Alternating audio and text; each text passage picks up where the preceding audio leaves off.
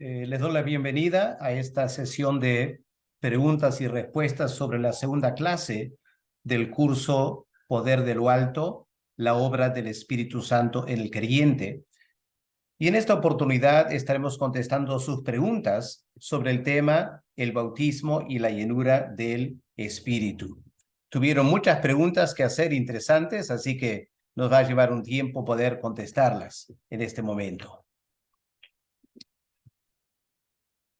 Empezamos con variedades de experiencias. Alguien pregunta, ¿por qué vemos tres maneras diferentes de la experiencia con el Espíritu Santo en Hechos 2, 8 y 10?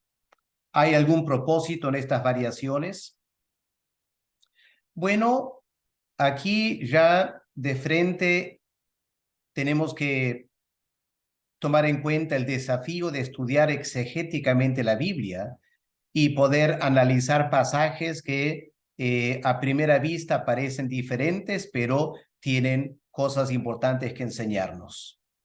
Por ejemplo, en Hechos 2, leemos que los apóstoles habían ya de antemano, durante el tiempo con Cristo, creyeron en el Señor y luego en Hechos 2 recibieron el Espíritu Santo.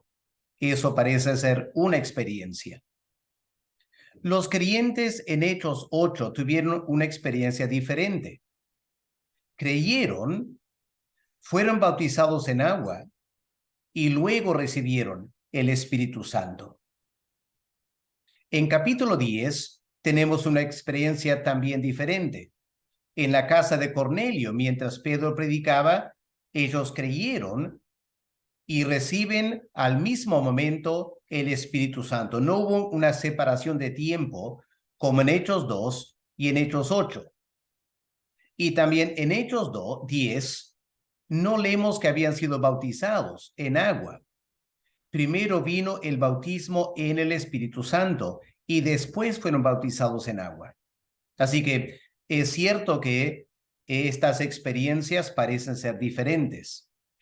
Y reconocemos que genera una confusión entre sectores en la iglesia. Pero el problema no es el texto bíblico, obviamente, sino nuestro manejo y nuestro entendimiento de las escrituras. Empecemos ahora con esta pregunta. ¿Por qué nos bautizamos? Empecemos con algo básico. Alguien preguntó, ¿es correcto decir que Juan bautizaba apuntando al perdón de los pecados, pero que el creyente es bautizado porque ya alcanzó el perdón? En cierta manera, eso es verdad, pero tenemos que notar otra más grande diferencia. Juan el Bautista fue un profeta del Antiguo Testamento. El bautismo que él practicaba era un bautismo del Antiguo Testamento, preparando para la venida del Mesías y el establecimiento del nuevo pacto. Así que el perdón de los pecados no se estableció en el Antiguo Testamento porque los animales, la sangre de los animales no podía quitar el pecado. Eran sombras de lo que Cristo, el Mesías, iba a hacer. Así que Juan anuncia proféticamente, viene alguien, el Cordero de Dios, él va a quitar el pecado del mundo. Pero para que el Mesías venga, el pueblo de Israel tenía que arrepentirse de tanta apostasía e incredulidad, volver a Dios de todo corazón en preparación para la venida del Mesías. El bautismo de Juan entonces era parte de toda esta preparación espiritual para la venida del Mesías que marcaría el comienzo de un pacto nuevo. El bautismo del creyente hoy en día ya es el bautismo del nuevo pacto. Es algo totalmente diferente entonces.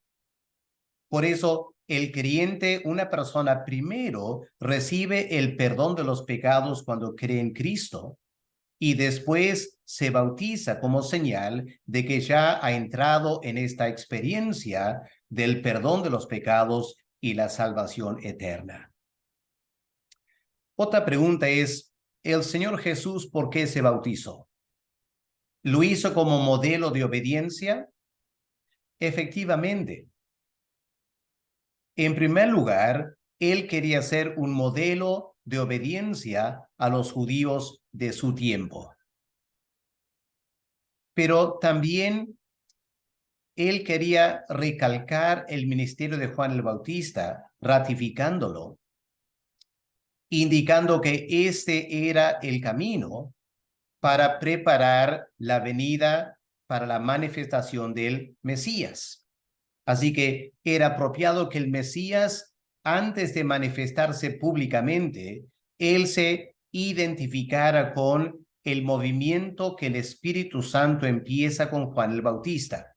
Y el Señor entra en ese fluir del Espíritu Santo, preparando para la manifestación pública del Mesías y la inauguración del nuevo pacto. Así que el Señor se bautizó por una variedad de razones, no solo como un modelo de obediencia para su tiempo y para nosotros también. Por eso es tan importante que aprendamos a interpretar con cuidado la Biblia. Yo diría que el gran error que casi todos cometemos es leer e interpretar superficialmente las Escrituras. Tenemos que aprender a madurar y a crecer en nuestra interpretación de la Biblia. Por eso alguien preguntó, ¿cómo deberían ser estudiados, interpretados y aplicados los textos del libro de los Hechos para no caer en la confusión en este tema del bautismo en el Espíritu Santo, el bautismo del Espíritu Santo y la llenura del Espíritu Santo? Estas pautas son importantes. Número 1, hay que leer y estudiar el texto bíblico con mucho cuidado. Eso implica hacer exégesis. Implica tratar de estudiar el texto bíblico en los idiomas originales. En segundo lugar, hay que prestar atención al contexto histórico y el propósito del libro de los Hechos. Por ejemplo, no es una coincidencia que al comienzo del libro de los Hechos, la gran comisión es expresada en términos de predicar en Jerusalén y en Judea, luego en Samaria y luego hasta los fines de la tierra. Esa es la gran comisión. Y luego, ¿qué encontramos? Que tenemos un Pentecostés en Jerusalén que abarcaba Jerusalén y Judea en Hechos 2. En Hechos 8 tenemos el Pentecostés de los samaritanos. Y luego, en el caso de Cornelio, Hechos 10, como también en Efesios, tenemos lo que podemos llamar el Pentecostés para los gentiles. Así que es muy importante entender lo que Lucas está narrando en el libro de los Hechos. Él quiere mostrar cómo el evangelio se fue extendiendo de Jerusalén y Judea hasta Samaria y al final a los gentiles. Y por eso él selecciona estos materiales para indicar cómo el Espíritu Santo fue refrendando la gran comisión, derramando en una forma única y especial en los samaritanos y luego también haciendo algo especial en los gentiles para mostrar cómo él está obrando a través de la gran comisión. También tenemos que interpretar el libro de los Hechos a la luz del resto de la Biblia. Vamos a dar algunos ejemplos ahora acerca de cómo hacer eso. Pero no podemos centrarnos en el libro de los Hechos y elaborar toda una doctrina del Espíritu Santo simplemente de 2 o 3 capítulos de ese libro.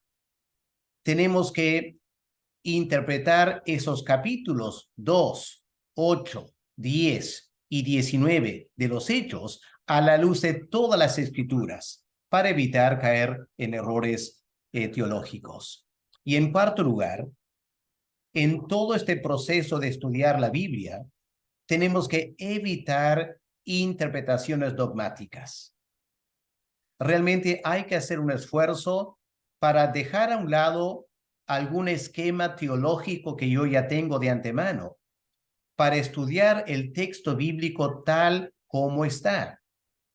Porque si no tenemos cuidado, es muy fácil imponer sobre la Biblia algún esquema teológico que yo ya tengo de antemano. Es muy fácil hacer eso. Es muy común ver a creyentes forzar el texto bíblico para encajar con su esquema teológico. Eso es una interpretación dogmática de la Biblia. Es mejor evitar eso y pedir a Dios que Él me ayude a estudiar las Escrituras y luego elaborar una teología a la luz de las Escrituras y no ir a la Biblia con esquemas teológicos que hemos escuchado de antemano y ahora queremos sacar de la Biblia textos y enseñanzas que confirmen mi postura teológica ya preconcebida. ¿Ok? Espero que entiendan la diferencia en esas cosas. Ahora, ¿qué del bautismo en y del Espíritu Santo? Una persona pregunta, ¿no sería mejor decir que el Señor bautiza por medio de su Espíritu para introducirnos en su cuerpo? Porque asignar al Espíritu Santo un bautismo que Él efectúa parece prestarse para los falsos maestros. Y es verdad, a veces la enseñanza bíblica se presta para falsas interpretaciones. En la clase mostramos que el texto en griego indica dos bautismos. Uno que Cristo efectúa en el Espíritu Santo, el otro que el Espíritu Santo efectúa bautizándonos en el cuerpo de Cristo. Eso es lo que la Biblia enseña. Es cierto que ese concepto del bautismo del Espíritu Santo, falsos maestros lo interpretan mal, confundiéndolo con el bautismo en el Espíritu Santo. Claro, uno podría tratar, entre comillas, de simplificar la enseñanza bíblica diciendo que, bueno, es Cristo quien hace ambos bautismos. Uno lo hace Él directamente en el Espíritu Santo y el otro lo hace a través del Espíritu Santo. Claro, si hablamos así, entonces eliminaríamos el concepto del bautismo del Espíritu Santo. Quedaríamos simplemente con el bautismo de Cristo en y por el Espíritu Santo. Eso podría simplificar. Eso podría ayudarnos a resistir o contestar falsos maestros. Pero sería un ejemplo de forzar el texto bíblico y no dejar que la Biblia hable por sí misma. Obviamente sabemos que el Espíritu Santo es el Espíritu de Cristo y Él obra bajo la dirección del Señor Jesús. Pero al igual que hablamos del fruto del Espíritu Santo y hablamos de los dones del Espíritu Santo, ¿por qué no hablar del bautismo del Espíritu Santo? Es asunto de enfrentar qué enseña la palabra de Dios y tratar de evitar simplificaciones por razones teológicas o por enfrentar los falsos maestros. Lo que queremos hacer es madurar y que nuestro discurso teológico sea fundamentado en la palabra de Dios. Tomemos el caso de Hechos 19. ¿Puede esta experiencia de los discípulos de Juan el Bautista replicarse en la Iglesia Católica? Es decir, ¿pueden haber personas en la Iglesia Católica que dentro de la Iglesia Católica tienen la experiencia de hablar en lenguas? La verdad es que sí. Cuando escuchen el verdadero evangelio y responden con fe dentro de la Iglesia Católica, experimentarán el bautismo en y el bautismo del Espíritu Santo. Y esa experiencia puede ser acompañado por hablar en lenguas y profetizar. Todo eso es factible. En cierta manera, parte de esto fue lo que pasó con Martín Lutero. Él estaba dentro de la Iglesia Católica y al igual que los discípulos de Juan el Bautista en Éfeso, por muchos años Martín Lutero no había entendido el verdadero evangelio. Por no haber entendido el verdadero evangelio, Martín Lutero todavía no había creído en Cristo para la salvación y Martín Lutero no había nacido de nuevo. Fue dentro del seno de la Iglesia Católica que, estudiando la Biblia, Martín Lutero entendió el evangelio. Cuando entendió el evangelio, él nació de nuevo. En ese momento, él fue bautizado por Cristo en el Espíritu Santo. Y el Espíritu Santo lo bautizó en el cuerpo de Cristo. Claro, no leemos de Martín Lutero que él habló en lenguas o profetizó. Pero ¿quién puede dudar que llegó a ser un hombre lleno del Espíritu Santo con tremendo poder para reformar la iglesia? Ahora, hablar supuestamente en lenguas o profetizar, quiero que escuchen bien, no es una evidencia del bautismo en y del Espíritu Santo. No es una evidencia. ¿Por qué lo digo? Porque lamentablemente hay mucho engaño espiritual. Podemos encontrar en la Iglesia Católica grupos marianos, otros grupos dentro de la Iglesia Católica, los carismáticos, que supuestamente hablan en lenguas y supuestamente profetizan. Pero cuando hablas con ellos, te das cuenta que no han dejado de creer en la Virgen María, no han entendido todavía bien el Evangelio, por lo tanto, no han nacido de nuevo.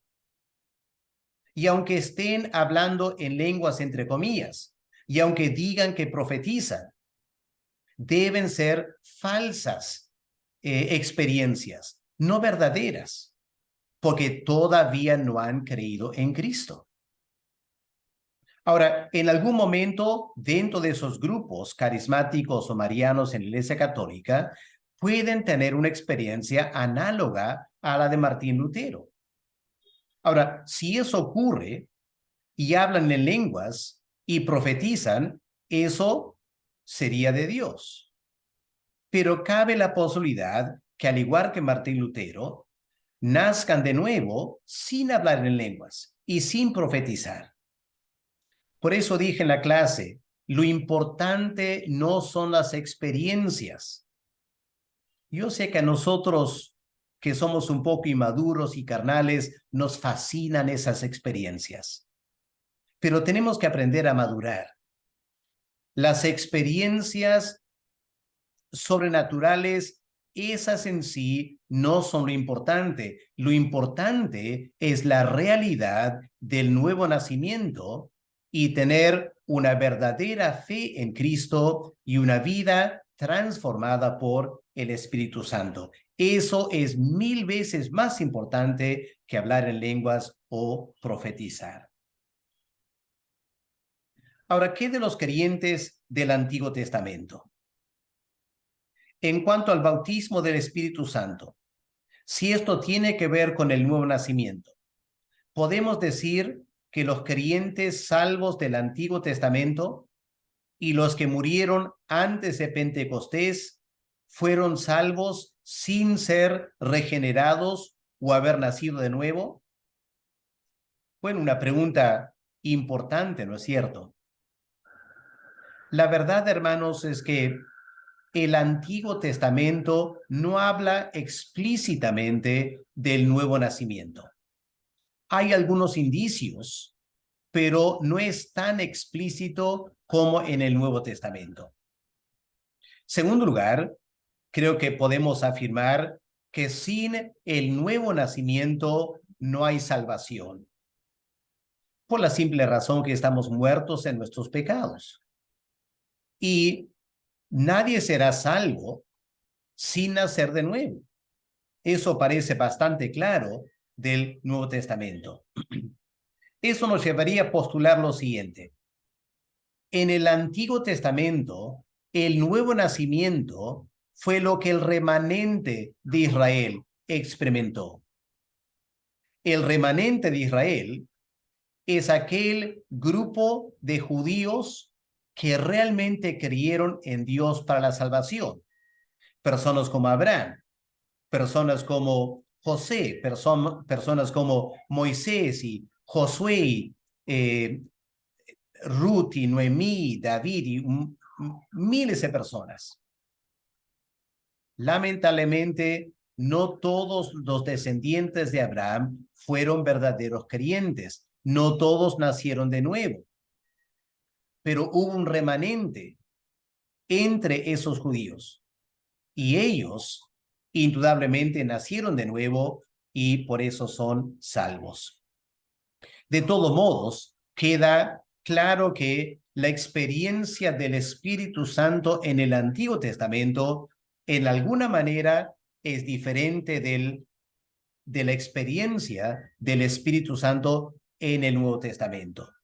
El Señor Jesús indica que el día de Pentecostés marcó un antes y un después.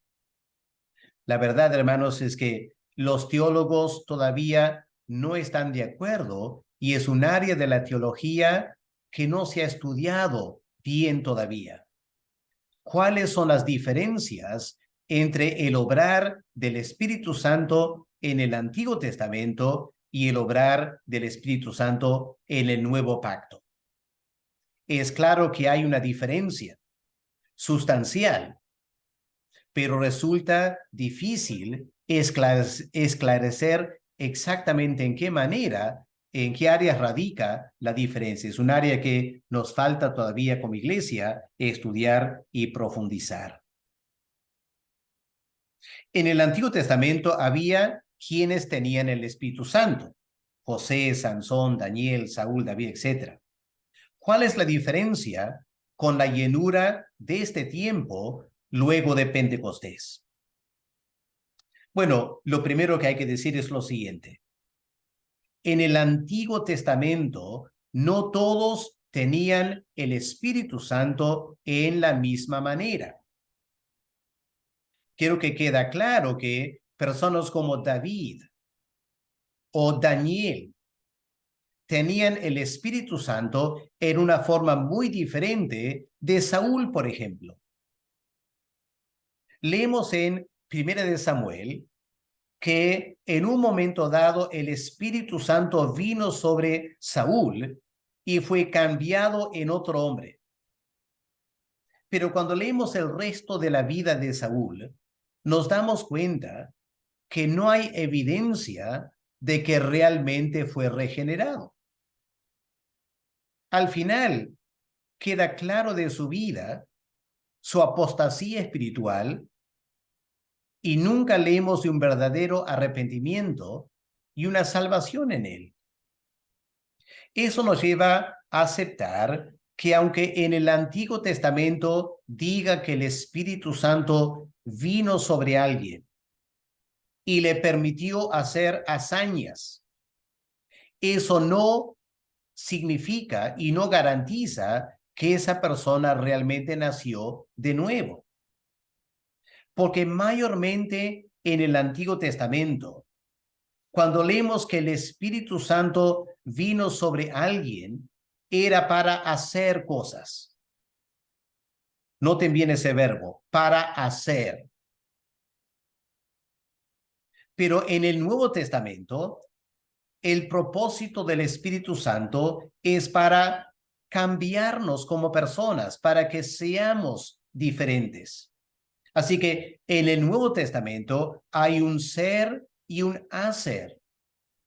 El hacer tiene que ver con los dones del Espíritu Santo. El ser tiene que ver con los frutos del Espíritu Santo. Cuando vamos a la vida de Saúl, no vemos frutos del Espíritu Santo, como lo vemos en David, o en Daniel, o en Job. Así que tenemos que marcar una diferencia entre el Espíritu Santo que viene sobre alguien para ayudarle a hacer ciertas cosas. Por ejemplo, el Espíritu le ayudó a Saúl a ser rey, a reunir a los hijos de Israel, a pelear contra los filisteos, establecer la monarquía. El Espíritu Santo vino sobre él para ayudarle. Por eso cuando leemos que Saúl cambió y fue otro hombre, no está hablando de la santificación de Saúl, está hablando del equipamiento de Saúl para ser rey en Israel. Recordemos que Saúl en realidad fue el último juez de Israel. Y al igual que los jueces recibieron el poder del Espíritu Santo para ser jueces, eso no indica que el Espíritu Santo los santificó. El ejemplo de Sansón pone eso en abundante claridad. En el nuevo pacto, el Espíritu Santo es dado básicamente para cumplir la gran comisión. Dios no dio a Israel la gran comisión como da a la iglesia. Los judíos no eran llamados a ir por todo el mundo a ganar a los paganos para Dios. La gran comisión ha sido dada a la iglesia. Y para que cumplamos la gran comisión, el Espíritu Santo fue prometido en una forma nueva dentro del pacto nuevo. Eso nos lleva a pensar en la experiencia de los apóstoles. Si a pesar de haber participado en el ministerio de Cristo 3 años, los apóstoles antes de Pentecostés aún no eran bautizados en el Espíritu Santo, ¿eran salvos durante ese tiempo, antes de Pentecostés? Otra vez una excelente pregunta. La verdad es que no estamos claros al respecto. Recordemos que los apóstoles estaban en esa transición entre el antiguo pacto y el nuevo pacto. Y por ser un tiempo de transición, es de esperar que su experiencia fue única en cierto sentido. Claramente de los apóstoles, Judas Iscariote no era salvo. El Señor Jesús indica eso en Juan 17, el versículo 12. Ahora, Judas Iscariote acompañó a Cristo por 3 años. Judas Iscariote salió para cumplir la misión que Cristo le encomendó. Seguramente Judas Iscariote sanó a personas, echó fuera demonios a personas, porque Cristo le dio la autorización para hacerlo. Pero a la larga se demostró un apóstata y no es salvo. Ahora, ¿qué de los otros 11? En Juan 13, si miran en sus Biblias, versículos 10 y 11, el Señor Jesús afirma de los discípulos, ustedes ya están limpios por la palabra que yo les he hablado. Ya en el contexto de lavar los pies de los discípulos, cuando Pedro reclama y rehúsa someterse y al final pide que Cristo lo bañe por completo, no solo los pies, Cristo dice algo muy importante notar ahí. Él afirma, los 11 ya están limpios por la palabra que les he hablado. Sin embargo, él también añade, necesito lavarles los pies. Simbólicamente estaba diciendo, durante los 3 años he hecho una gran labor con ustedes. Les he dado mi palabra Y esta palabra los viene limpiando. Ustedes están casi completamente limpios, pero faltan los pies. Ahora, cuando Cristo dijo faltan los pies, no creo que estaba simplemente diciendo les falta aprender a ser humildes y servir. Creo que él está hablando algo de su salvación. Está diciendo, ustedes están casi salvos, pero falta algo. Obviamente, durante esos 3 años, los discípulos fueron protegidos por Cristo. Hay ese texto interesante en Juan 17, versículos 11 y 12, cuando Cristo dice al Padre, yo les he guardado en tu nombre. Hablando de los 11 apóstoles, yo les he guardado en tu nombre. ¿Qué significa eso? Habría que interpretarlo a la luz de Juan 10 y Jesús el buen pastor, que recibe del Padre las ovejas para cuidar. Cristo recibió del Padre estos 11 apóstoles. Y durante los 3 años, Él se encargó de cuidarlos y protegerlos. No tanto en un sentido físico o material, sino en términos espirituales. Pero aunque el Señor Jesús los había protegido esos 3 años, algo faltaba en ellos todavía. Faltaba una obra del Espíritu Santo. Por eso en Juan 14, el Señor Jesús dice, voy a enviarles el Espíritu Santo. Ese Espíritu que está con ustedes, pero les falta que esté en ustedes. Y ahí está la diferencia, hermanos, entre la obra del Espíritu Santo en el Antiguo Testamento y la obra del Espíritu Santo en el Nuevo Testamento. Ahora, en Juan 20, el versículo 22, el Señor, luego de resucitar, Él sopla sobre los apóstoles y les dice, reciban el Espíritu Santo. Pero claro, no lo recibieron en ese momento. La acción de soplar fue una acción profética. ¿Cómo sabemos eso? Porque antes de ascender al cielo, el Señor dijo a los apóstoles, queden en Jerusalén hasta que reciban el Espíritu Santo. Así que claramente en Juan 20, versículo 22, es una acción profética. Los discípulos no recibieron el bautismo en el Espíritu Santo hasta Hechos el capítulo 2. Por eso es interesante también reconocer lo siguiente. Hasta la resurrección de Cristo, los apóstoles no sabían quién Él era. Sabían que era el Mesías, pero no sabían que era el eterno Hijo de Dios. Pensaban que había venido para salvar a Israel de los romanos. No entendían todavía que vino para salvar a los pecadores de su pecado. O sea, había todavía grandes lagunas en su conocimiento que apunta a la falta del nuevo nacimiento. Repito, es un caso de personas que están en esta transición entre el antiguo pacto y el nuevo pacto. Por eso no siempre vamos a poder entender bien sus experiencias a la luz de lo que es normativo para el creyente, ¿ok? Por eso hay que manejar con cuidado la experiencia de los apóstoles antes y después de Pentecostés.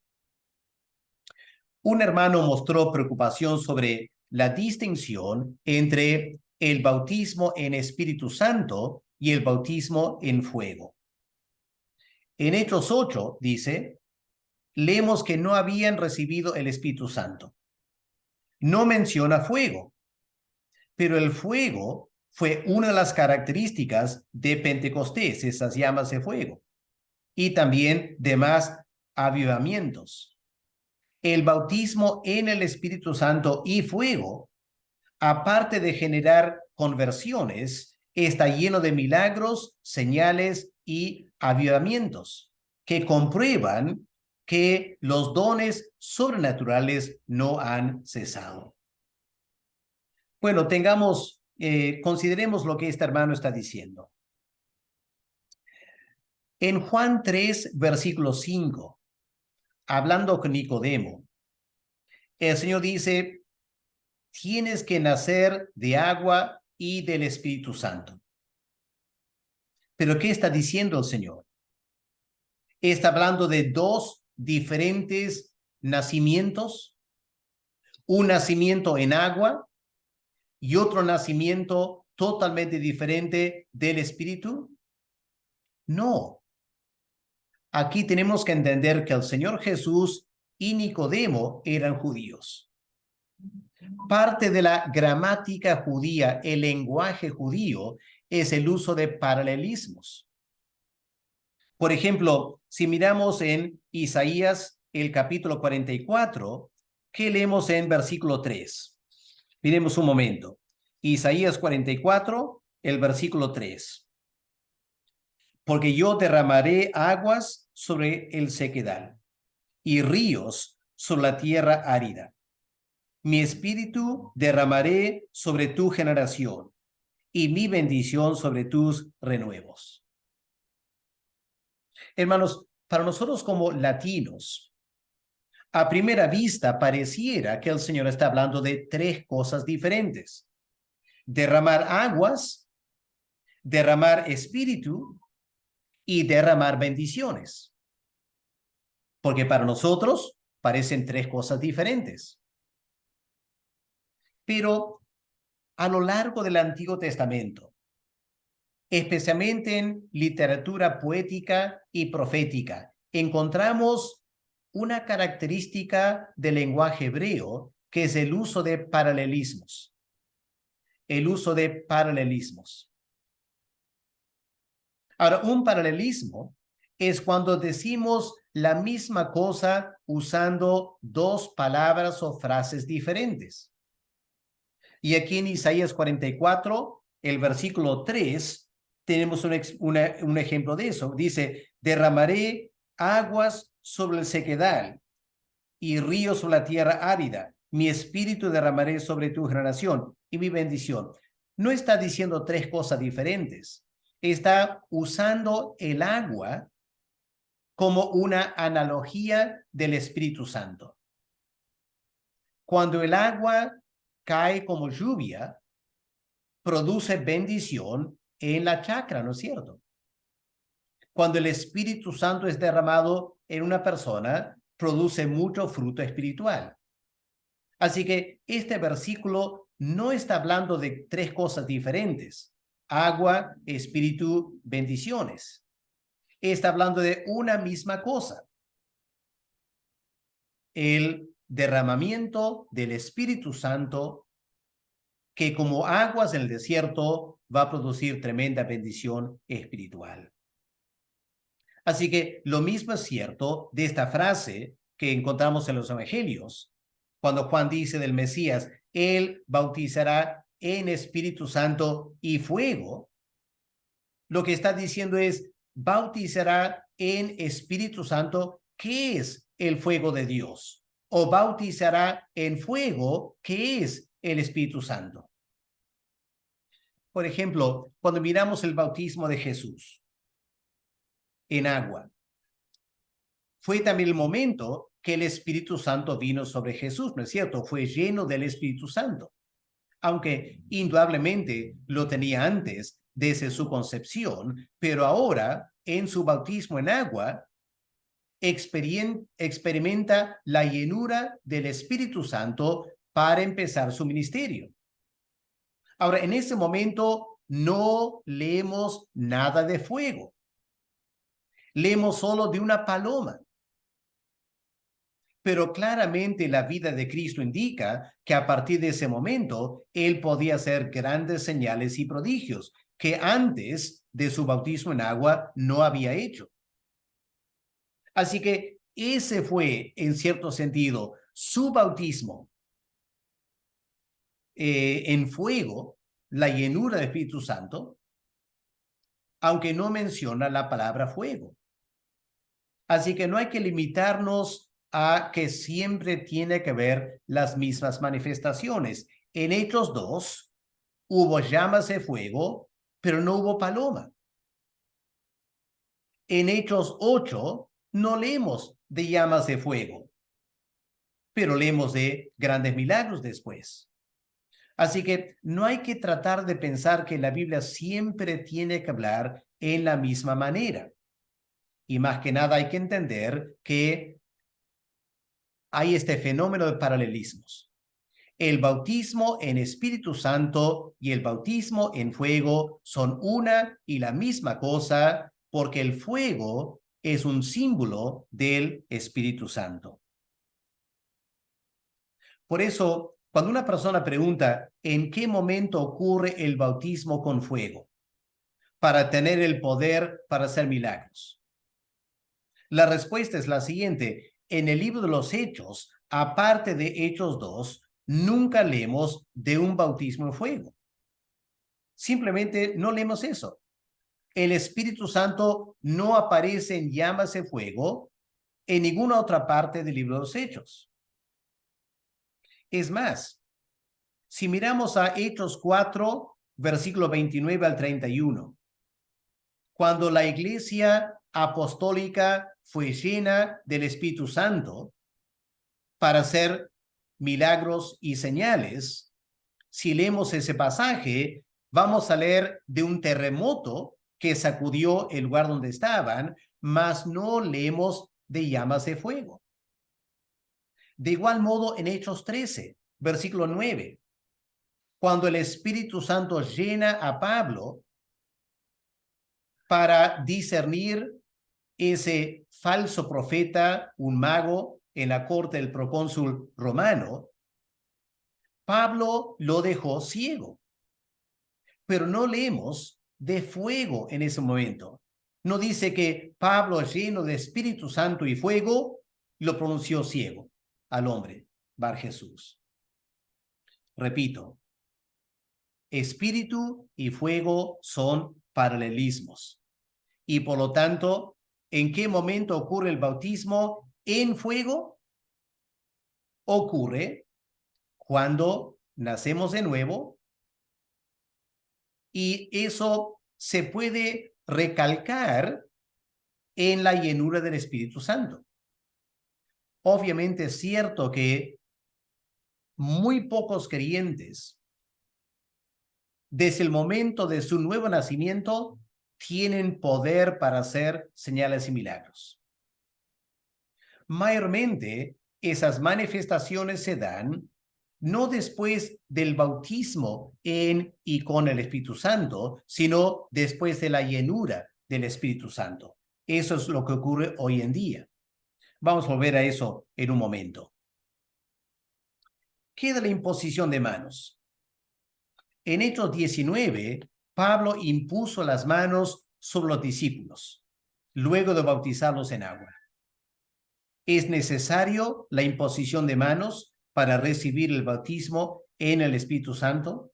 ¿No es suficiente con el bautismo en agua? Bueno, permítame dar algunas respuestas a esta pregunta. En primer lugar, el Espíritu Santo es una persona, no es una fuerza, no es electricidad. Por lo tanto, no es necesario el concepto de conexión. Hoy en día estamos acostumbrados a la corriente eléctrica, ¿no es cierto? Y sabemos que si tú pones tu dedo en un enchufe eléctrico, vas a sentir un tremendo poder en tu cuerpo. Se hace una conexión a través de tu dedo entre tu cuerpo y la corriente eléctrica.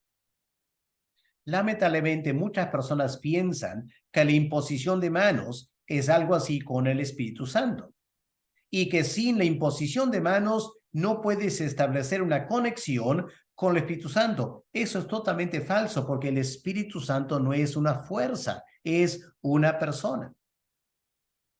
En segundo lugar, hay relatos donde personas fueron bautizadas en el Espíritu Santo sin la imposición de manos. En Hechos 2, por ejemplo. No leemos la imposición de manos, pero fueron bautizados y llenos del Espíritu Santo. Así que la imposición de manos no es para establecer una conexión espiritual con algún gran siervo de Dios, para que a través de esa conexión Él me transmita el Espíritu Santo.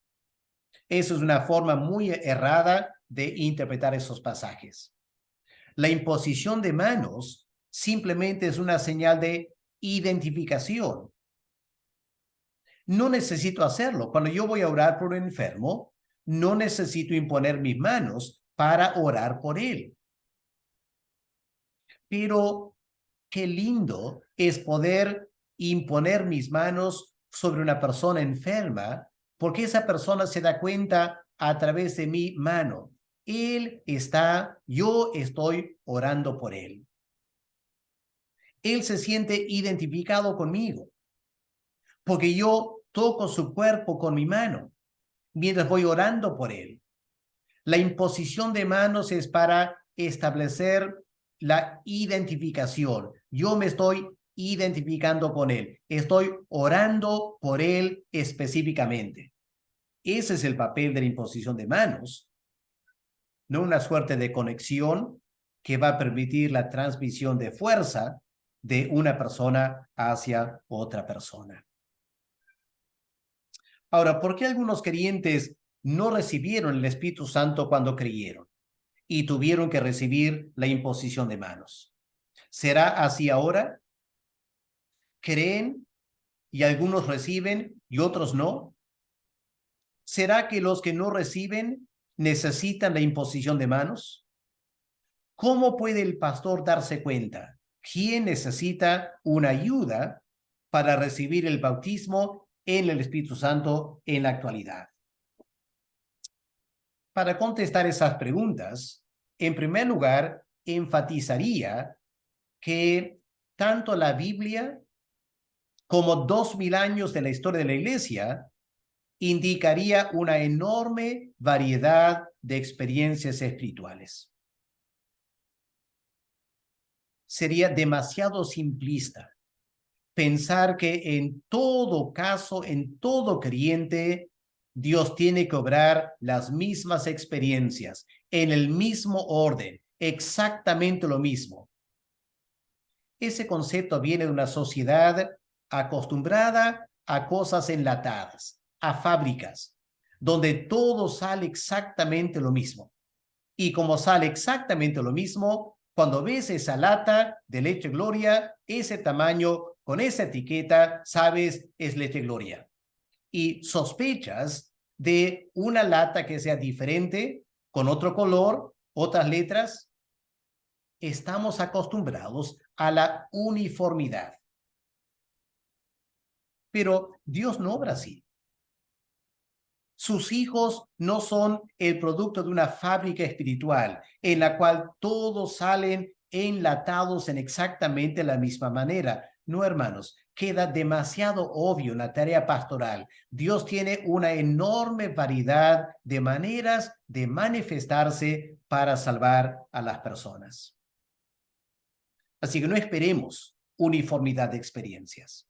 Segundo lugar, hay que reconocer que no todos los que dicen creer realmente tienen fe en Dios para salvación. La iglesia, lamentablemente, tiene muchos elementos, hombres y mujeres que profesan la fe cristiana, pero sus vidas no indican casi ningún cambio en absoluto. Así que la conclusión a la cual uno llega es que en la iglesia hay personas que dicen ser creyentes, pero que no han nacido de nuevo y no tienen fe para salvación. Y hermanos, eso es lo que leemos en el Nuevo Testamento también. No simplemente por creer algo te garantiza que eres salvo. Me parece que en cierta manera eso fue lo que pasó en Hechos el capítulo 8. En Hechos 8 en Samaria, Felipe va y predica. Pero es interesante cómo el Espíritu Santo le guió a Lucas a redactar el versículo 12. Miren ustedes Hechos 8, versículo 12. Pero cuando creyeron a Felipe, qué interesante eso, creyeron a Felipe que anunciaba el evangelio del reino de Dios y el nombre de Jesucristo. Se bautizaban hombres y mujeres. Así que, ¿en quién creyeron? ¿A quién creyeron? A Felipe. No dice que creyeron en Cristo. Y luego vemos en versículo 13, también creyó Simón mismo. Pero sabemos del resto del relato que Simón Mago no nació de nuevo. El apóstol Pedro indica, tú estás todavía en las manos de Satanás. Así que los samaritanos creyeron a Felipe. Simón también creyó, pero leemos que el Espíritu Santo no vino sobre ellos. Y por eso enviaron a la iglesia en Jerusalén. Pedro y Juan viajan a Samaria porque algo raro estaba pasando. No habían recibido el Espíritu Santo, aunque decían haber creído. Me parece que lo que estaba pasando aquí es lo siguiente. Para dejar en claro que la iglesia en Samaria era una parte integral de la iglesia cristiana. El Espíritu Santo obró en esta manera. Felipe va a Samaria y predica, hace señales y milagros. Y la gente, por las señales y los milagros, creen a Felipe. Creen que lo que Felipe está diciendo es cierto.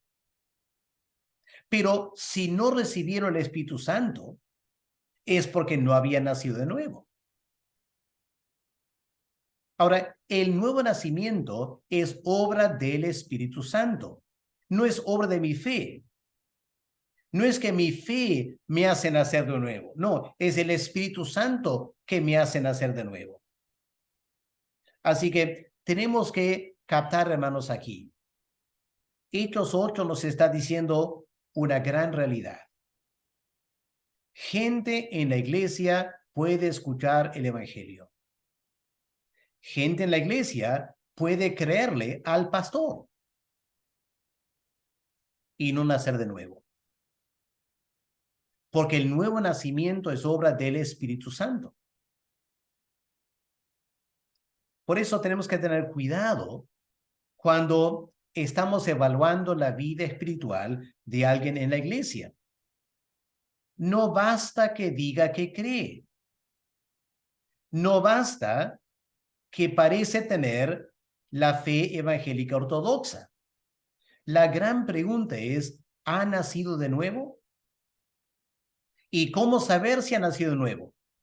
Por los frutos, por los cambios en su vida. Porque una persona que nace de nuevo va a tener hambre espiritual, va a querer leer la Biblia.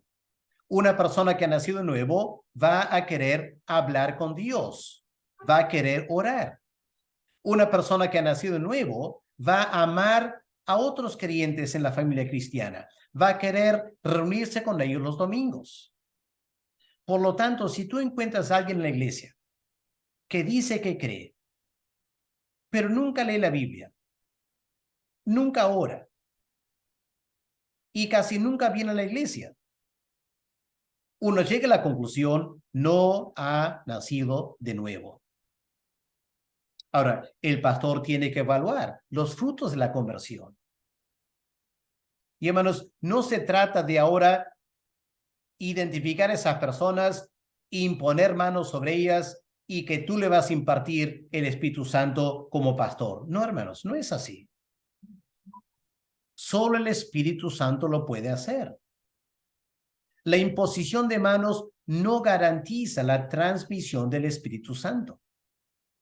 Hermanos, el Espíritu Santo no necesita nuestra ayuda para que Él pueda obrar en la vida de alguien. El Espíritu Santo, como el viento, sopla por donde quiera soplar. Nuestra responsabilidad es predicar el Evangelio orar por los oyentes. Y cuando vemos una persona que ha escuchado el evangelio y dice que cree, pero no tiene hambre espiritual y no quiere orar y no le interesa mucho la iglesia, hay que indicarle que los frutos señalan una falta de nacimiento espiritual. Por lo tanto, la fe que tienen es una fe humana. No es el resultado del Espíritu Santo obrando en ellos. Y hay que advertirles. Tu falta de cambios en tu vida indica que Dios todavía no ha obrado en ti. Lo que tienes que hacer es clamar a Dios que tenga misericordia. Porque si no naces de nuevo, no vas a entrar en el reino de los cielos. Eso es lo que hay que decir a esas personas en nuestra iglesia. Vemos, hermano, que estos temas son muy importantes y tienen implicancias pastorales. Y tenemos que entender bien lo que enseña la Biblia para saber cómo proceder en la iglesia. Eso nos lleva al tema de la soberanía de Dios. Alguien pregunta, ¿el bautismo en o del Espíritu Santo depende de cómo Dios decida a llegar a nosotros? Sí. En primer lugar, noten que estas dos experiencias ocurren al mismo tiempo. El bautismo en el Espíritu Santo y el bautismo del Espíritu Santo ocurren en el mismo momento. Ahora, quienes experimentan ese bautismo depende de Dios, ¿no es cierto? Dios es soberano en nuestra salvación. Claro, nosotros podemos y debemos clamar a Dios que nos salve, pero la salvación es de Dios. Y por lo tanto, el bautismo del Espíritu Santo y el bautismo en el Espíritu Santo, eso depende de Dios. En primer lugar, obviamente depende de Dios la realidad de esas cosas. Y también depende de Dios las manifestaciones externas de esa experiencia interna. Internamente, todos tenemos la misma experiencia, pero externamente puede haber diferencias en cuanto a cómo sentimos o cómo reaccionamos ante el nuevo nacimiento. Ahora, bautismo y llenura. ¿Puede darse la llenura del Espíritu Santo sin antes ser bautizado en el Espíritu Santo? ¿Es posible eso? Por definición, no. Nadie puede ser lleno del Espíritu Santo si primero no ha sido bautizado por Cristo en el Espíritu Santo. Pero, y aquí está la gran diferencia del Antiguo Testamento, el Espíritu Santo puede venir sobre alguien para cumplir una tarea específica, sin que eso indique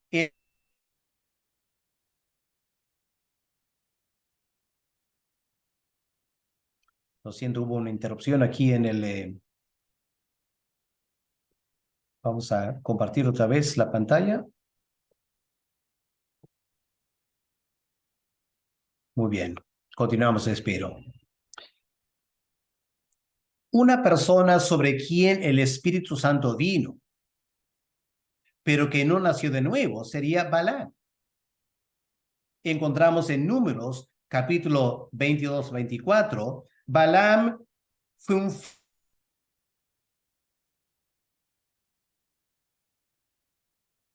Lo siento, hermanos, unos problemas aquí con la señal. Voy a tratar de continuar para no interrumpir la clase. Espero que al final puedan escuchar bien. Estamos tratando este tema de, ¿puede haber la llenura sin el bautismo del Espíritu Santo? Estamos diciendo no. Pero en el Antiguo Testamento hay ejemplos como el de Balaam, un hombre sobre quien el Espíritu Santo vino, le permitió, en ese caso, profetizar cosas verdaderas, pero eso no indica que había nacido de nuevo. Ahora, no es exactamente la llenura del Espíritu Santo, sino que el Espíritu Santo se apoderó de Balaam, vino sobre Balaam para ayudarle a hacer algo, y luego se retiró de Balaam, y Balaam continuó exactamente como era antes, un inconverso, y se perdió al final. Ahora, la persona continúa. Si el bautismo del Espíritu Santo se da con manifestaciones, como el caso de 1 Samuel 10, la pregunta es, ¿Saúl fue bautizado por el Espíritu Santo? Vamos a mirar 1 Samuel, el capítulo 10 y el versículo 10. Ya hemos hecho referencia a este pasaje, pero vamos a leerlo ahora. Y cuando llegaron allá al collado, he aquí la compañía de los profetas que venía a encontrarse con él, con Saúl. Y el Espíritu de Dios vino sobre él. A mí, noten eso, vino sobre él, no dice que lo llenó. ¿Ya? Hay una diferencia que hacer entre el Espíritu Santo que viene sobre alguien y la llenura del Espíritu Santo. Y luego dice, el resultado del Espíritu que vino sobre él, profetizó entre ellos. Y aconteció que cuando todos los que conocían antes vieron que profetizaba con los profetas, el pueblo decía el uno al otro, ¿qué le ha sucedido, hijo de Cis? ¿Es Saúl también entre los profetas? Ahora, en cierta manera Saúl cambió, pero el cambio que el Espíritu Santo produjo en Saúl no fue el cambio del nuevo nacimiento y la regeneración.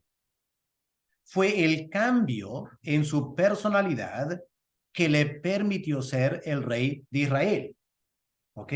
Así que aquí recalco la diferencia entre el Antiguo Testamento, el Espíritu Santo viene sobre alguien, y el Nuevo Testamento, la llenura del Espíritu Santo. Alguien pregunta, ¿la plenitud del Espíritu Santo es lo mismo que la llenura? Básicamente sí. La plenitud es la condición de una persona que ha sido llena del Espíritu Santo. La santificación es el proceso que se da en la vida del creyente cuando está lleno del Espíritu Santo. Sí, aunque la santificación en sí empieza desde el momento del bautismo en el Espíritu Santo. A partir de ese momento, el Espíritu Santo se encarga de nuestra santificación. Obviamente, una experiencia adicional después, posterior a nuestra conversión, cuando el Espíritu Santo nos llena en una forma muy particular. Obviamente, eso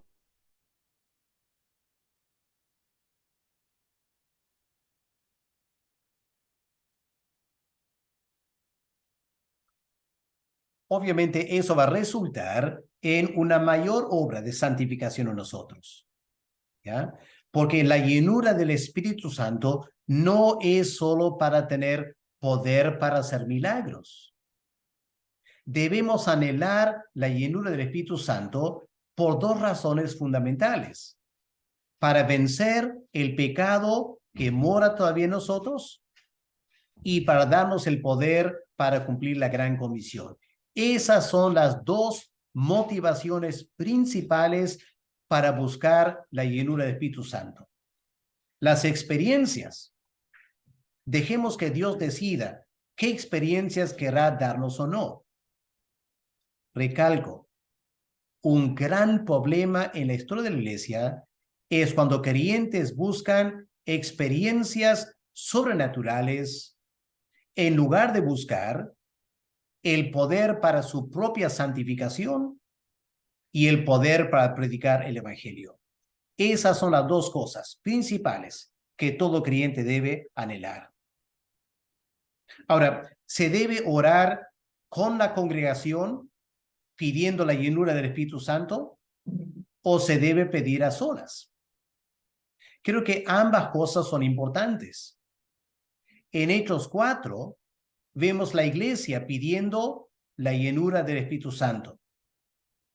Pero incontables creyentes, líderes, pastores, misioneros, a solas han clamado a Dios que tenga misericordia y les conceda la llenura del Espíritu Santo. Así que ambas cosas son obviamente permisibles.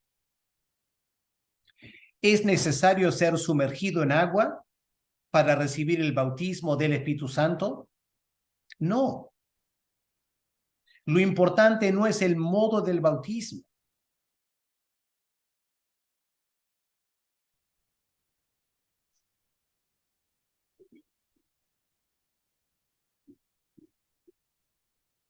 Hermanos, lo importante no es el modo del bautismo, sino la fe del creyente. Eso es lo importante.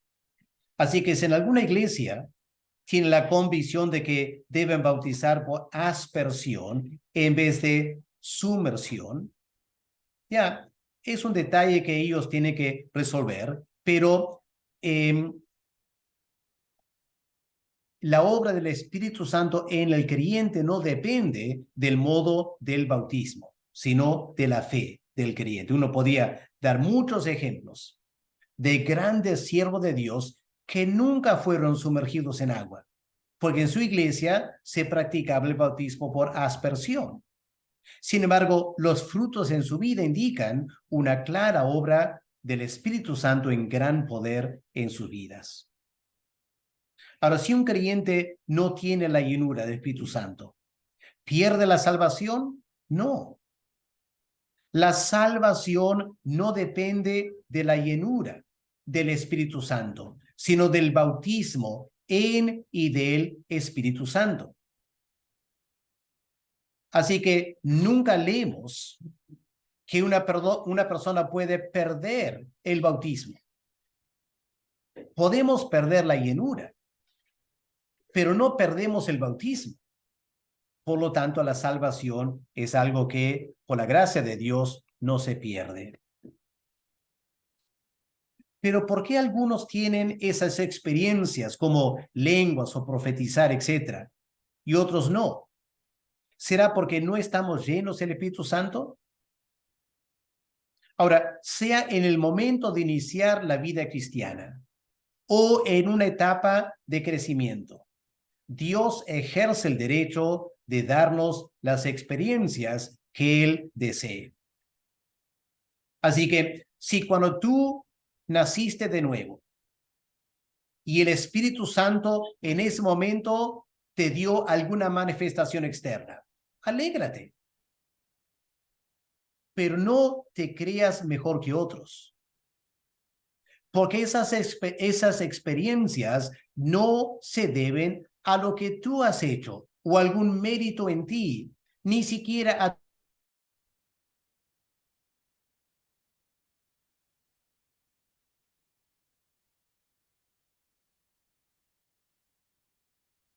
esa experiencia que Dios te da en el momento del nuevo nacimiento es la gracia de Dios en tu vida. Ahora, si más adelante tú tienes un momento de rendirte por completo al Señor en un momento de crisis espiritual como creyente, y en este momento el Espíritu Santo se manifiesta en lenguas o profecía o el don para hacer milagros, alégrate, pero no te jactes. No es que tú lo has hecho. Es Dios ha decidido darte eso. Pero al igual que Dios puede decidir dar esas manifestaciones a algunos creyentes, queda en Dios el derecho de no dárselas. Eso depende de Dios. Y no hay nada en la Biblia que indica que Dios tiene que hacer exactamente lo mismo en cada creyente externamente. Internamente, obviamente, Dios hace la misma salvación, pero externamente pueden haber muchas diferencias. Ahora, en algunos casos, hay que reconocer, la falta de experiencias sobrenaturales se debe a la falta de la llenura. ¿Ok?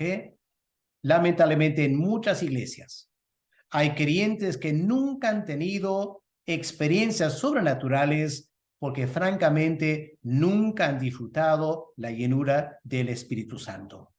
Es decir, Dios quisiera hacer muchas cosas más en ellos, pero su falta de búsqueda de Dios es el factor limitante.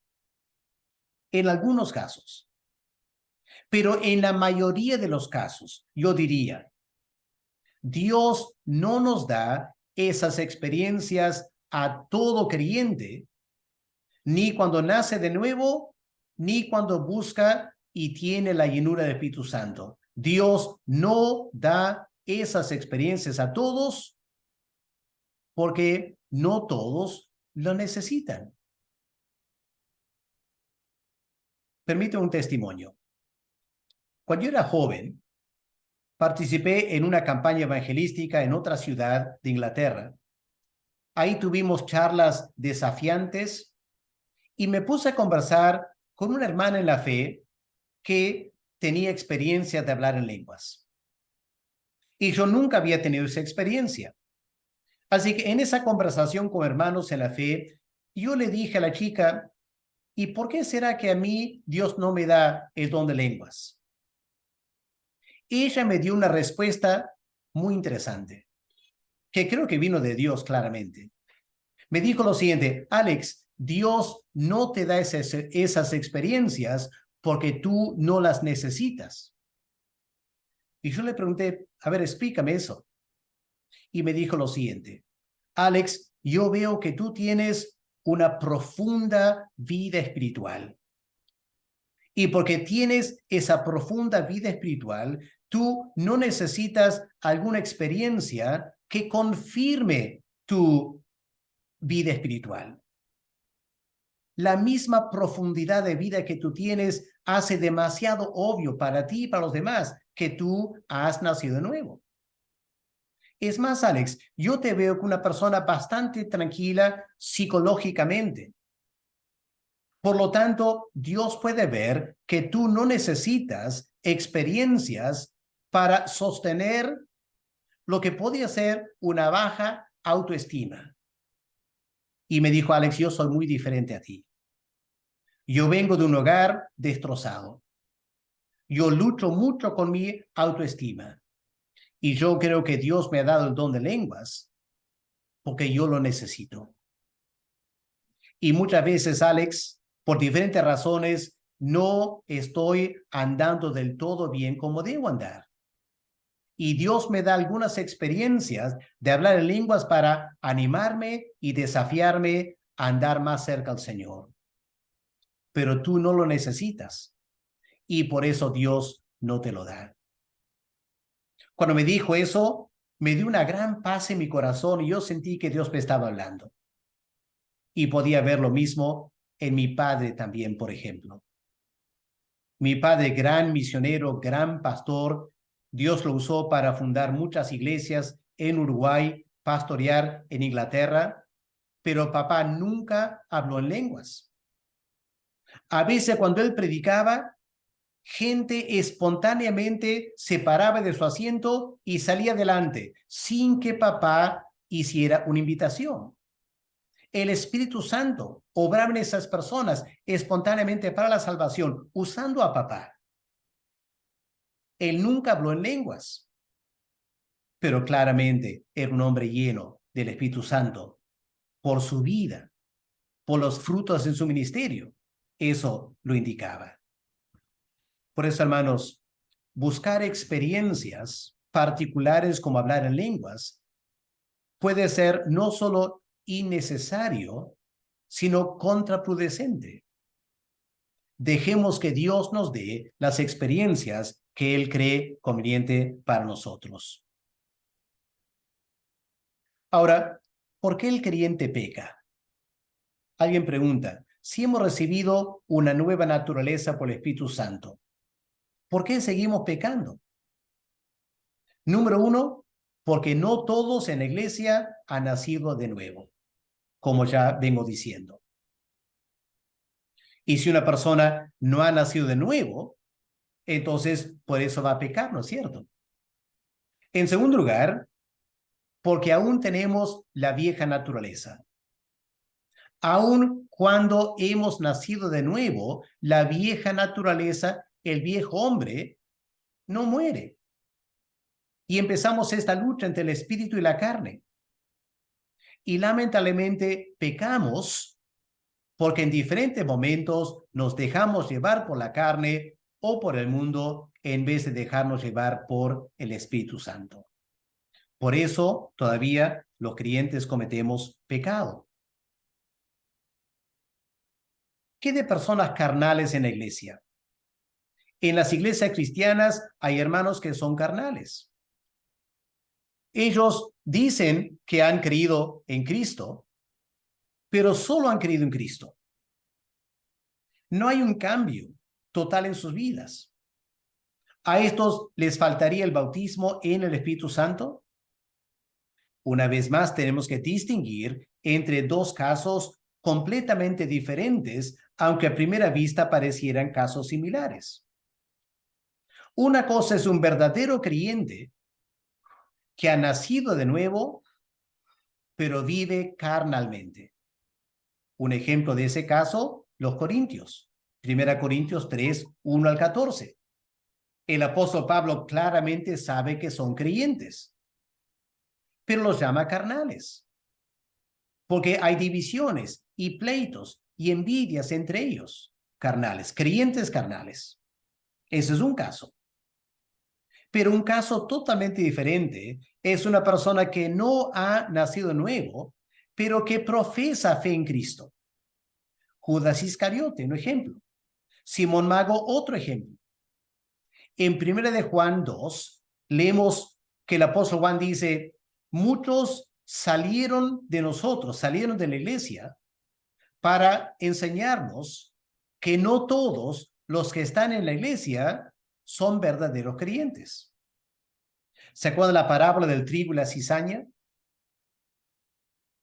El trigo, verdaderos creyentes. Cizaña, falsos creyentes. Y están juntos ahí en la iglesia. Y en la parábola, alguien pregunta, Señor, ¿quieres que arranquemos la cizaña? Y Cristo dice, no. ¿Por qué no? Porque ustedes no pueden ver claramente la diferencia entre trigo y cizaña. Cuando están en pleno crecimiento, ambas plantas parecen similares. Así que, para no arrancar trigo, no traten de arrancar la cizaña tampoco. ¿Ok? Es lo que el Señor recomienda. Son dos casos diferentes, aunque a primera vista parecieran similares. Ahí, hermanos, entonces llegamos al fin de este tiempo de preguntas y respuestas. Lo siento por interrupciones en la grabación, pero espero que han podido captar la mayor parte de esta clase. Oremos para terminar. Padre amado, estos temas son tan importantes. Resalta, Señor, nuestra necesidad de estudiar con más claridad tu palabra. No quieres que seamos niños. Quieres que aprendamos a estudiar tu palabra en tal manera que cosas que nos confunden ahora, que no parecen ser tan claras en nuestras mentes, se puedan ir aclarando en la medida que dejamos que tu Espíritu obre en nosotros a través del estudio de tu palabra.